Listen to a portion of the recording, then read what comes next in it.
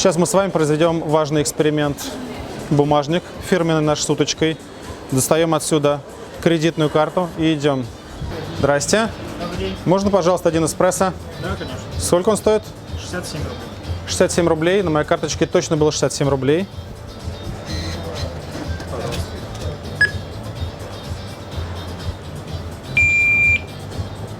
Достаточно средств. Может быть, что-то не сработало? Давайте попробуем еще раз.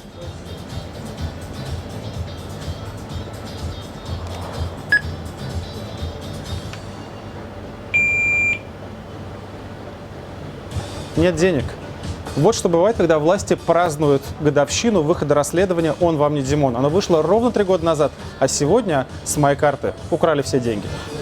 Я уж не знаю, это действительно связано с годовщиной «Он вам не Димона» или это просто плановая борьба с теми, кто борется с коррупцией. Но вот только что я узнал, что полностью заблокированы все счета и карточки моей жены, моих родителей, пенсионеров. А самое смешное, что даже моего 11-летнего сына Захара. Ну то есть как смешно? Ему совсем не смешно, он рвет и мечет. Ему мы специально открыли такой детский счет и регулярно выдавали по 5000 рублей на новый компьютер. И вот он накопил уже 30 тысяч, на которые сейчас наложил руку Путин. Прошлись не только по моим родственникам. Вы вообще-то про меня забыли. Я сегодня утром проснулась, вышла из общежития, пошла покупать себе завтрак, а денег-то на карточке и нет. Путин украл.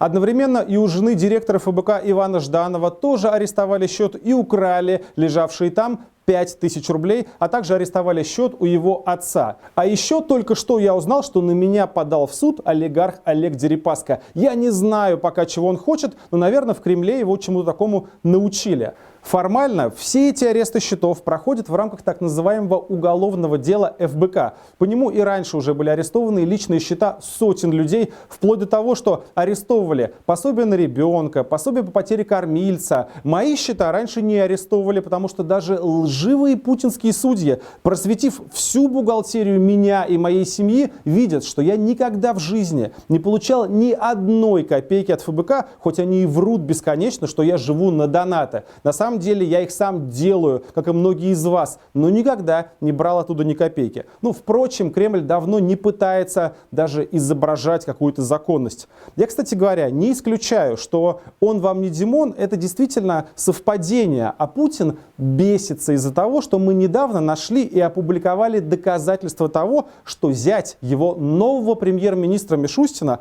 купил несколько лет назад в Нью-Йорке несколько квартир на деньги, которые были украдены по налоговым схемам ровно в то время, когда Мишустин был главой налоговой службы. Поэтому они решили в качестве ответного жеста максимально затруднить жизнь не только мне, но и моим родителям, которые сейчас даже пенсию не могут получить.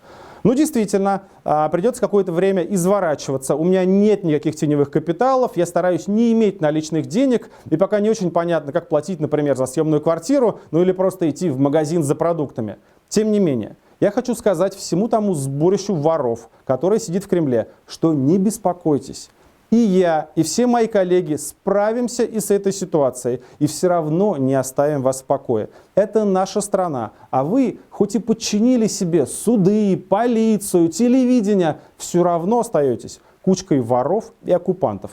В конце ролика я хотел бы вас всех призвать поддержать нас, не меня лично. Перечисляйте деньги в фонд борьбы с коррупцией и на поддержку наших штабов. Но для того, чтобы вам было проще определить, ну сколько же нам отправить денег, знаете, сделайте что?